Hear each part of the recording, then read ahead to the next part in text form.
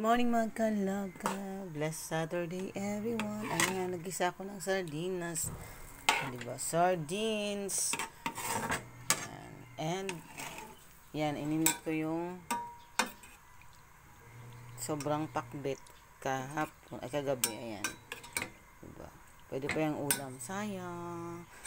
Huwag magsayang ng pagkain dahil maraming nagugutom. Diba? Kung pwede pang kainin.